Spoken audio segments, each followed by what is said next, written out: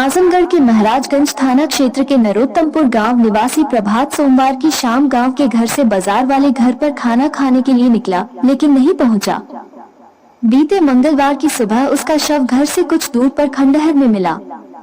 सूचना देने के बाद भी पुलिस काफी देर से पहुंची थी, जिससे नाराज लोगों ने चक्का जाम कर दिया था। महाराजगंज थाना क्षेत्र में हुई हत्या का पुलिस द्वारा शुक्रवार को खुलासा किया गया। इस मामले में पुलिस ने मृतक प्रभात मिश्रा के चाचा को हत्यारोपी पाया। पुलिस ने उसे गिरफ्तार कर जेल भेज दिया।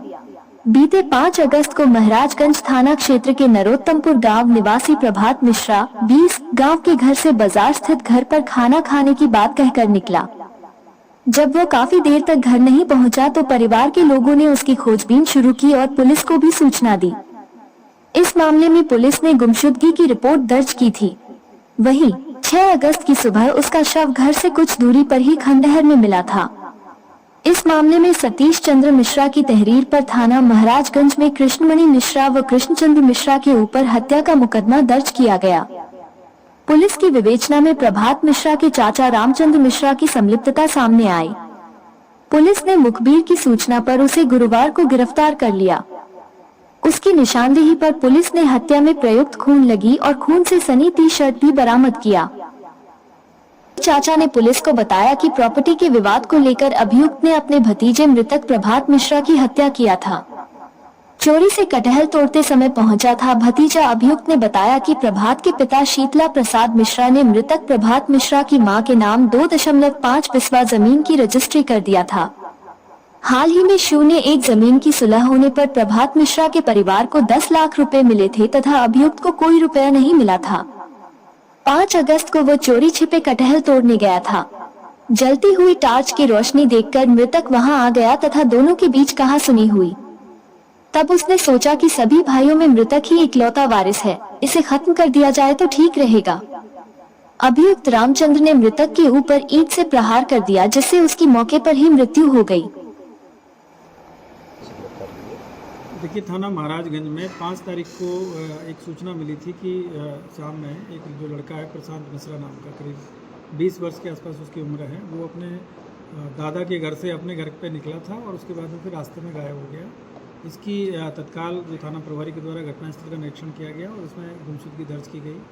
अगले दिन जो प्रशांत मिश्रा हैं, उनकी जो डेड बॉडी है उनके पुराने घर के जो वहीं घर के पास में ही है, उसके हाथे में बाउंड्री वॉल के अंदर पे मिली। और उसके बाद में इसमें 2 लोगों के खिलाफ में वास्तव में जो तहरीर प्राप्त हुई थी, एक कृष्ण चंद्र मिश्रा हैं और दूसरे हैं कृष्णमणि मिश्रा, जो कि जमुना प्रसाद के ही पुत्र हैं और ये वहीं उसी गांव के ही रहने वाले हैं और इनके दूर के रिश्तेदार हैं। उसी पे हमारी जो टीम है इसमें लगातार, इसमें चूँकि घटना थोड़ी सी इस तरह की लग रही थी कि लड़का अपने दादाजी के घर से अपने घर जाने के लिए निकला और उसके बाद में रास्ते में गायब हो गया। और जब ये सारी चीज़ों की जांच की गई तो पता चला कि जिनके ऊपर आरोप लगाए हैं वो अपने घर पे ही थे उस समय।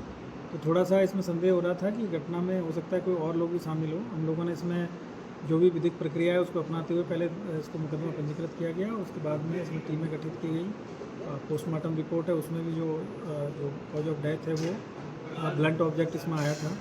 तो उसके बाद में जो जांच पड़ताल की गई तो इसमें जो मृतक हैं प्रशांत मिश्रा, उनके जो चाचा हैं रामचंद्र मिश्रा, इनका इसमें नाम प्रकाश में आया है। और जब इनसे संदेह के आधार पर जब उन्होंने पूछताछ किया गया तो फिर इनके द्वारा जो जुर्म है उसका इन्होंने इकबाल किया और इन्होंने ये बताया कि जो इनके जो पिताजी हैं, मतलब जो मृतक हैं उनके जो दादा हैं, उसके द्वारा जो मृतक को काफ़ी प्यार वो करते थे। तो कुछ इनको ये लग रहा था कि उनके जो दादा के नाम पे जो प्रॉपर्टी है वो भी इनको मिलने वाली है। और पहले भी जो दादाजी ने, इनके जो माँ हैं, जो मृतक की माँ है, उसको कुछ ज़मीन, अपने छोटे भाई की जो ज़मीन थी, जो कि पहले इनका कोई पैसे का लेन देन था, तो उसमें इनकी माता के नाम पर ज़मीन करा दी थी। तो इसको ये रहता था कि जो मृतक है वो 3 भाइयों में एक अकेला लड़का था, बाकी इनके यहाँ पर लड़कियाँ हैं। तो इसको ये लगता था कि जो सारी ज़मीन है जो दादाजी के द्वारा इस लड़के के नाम पे कर दी जाएगी तो मुझे कुछ नहीं मिलेगा। और एक इनका और एक ज़मीनी विवाद किसी थर्ड पर्सन से चल रहा था, जिसमें कि मृतक के पिता के द्वारा जो केस है उसको वापस ले लिया था कोर्ट से, उससे समझौता कर लिया था। और इसको ये संदेह था कि उस जो इन्होंने जो कम्प्रोमाइज़ किया है उसमें भी इन्होंने पैसा लिया है करीब 10 लाख रुपये, जिसमें से भी इसको हिस्सा नहीं मिला। तो इन्हीं सब चीज़ों के दिमाग में उसमें चल रही थी। इसी के उसमें इसने जैसे ही जो मृतक है जो अपने दादा के घर से निकला है तो ये पीछे पीछे आया और उसको बहका के और जो पुराना इनका घर था वहाँ पे ले गया और वहाँ ले जाके इससे सारी चीज़ों के बारे में जानकारी करना चाहा। जब लड़के ने बताने से मना किया तो फिर इसने उसको पीटा और पीटने के बाद में उसने भी प्रतिरोध किया, तो उसी दौरान फिर इसने वहीं से जो ईंटा जो पड़ी हुई थी उसको निकाल के और उसके ऊपर प्रहार किया और उसके चेहरे पे, उसके सिर पे कई प्रहार किए और उसी पे वो वहीं पे फिर वो बेहोश होकर गिर गया और फिर उसकी डेथ हो गई।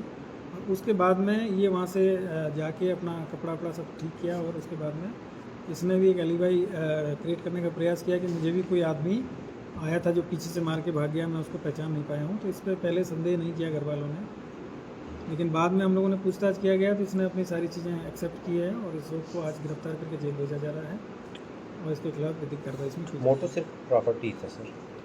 प्रॉपर्टी और एक ज्वेलर्सी जो होती है परिवार में, क्योंकि इनके 2 लड़कियां हैं और जो भाई है उनके लड़का था, तो ये भी ज्वेलर्सी थी। बस यूपी ब्रेकिंग न्यूज के चैनल को सब्सक्राइब जरूर करें और घंटी को जरूर दबाएं ताकि हमारी सभी खबरें आप तक पहुंचती रहे। और ये वीडियो हमारे फेसबुक पेज पर भी देख रहे हैं तो फेसबुक पेज को भी फॉलो करें।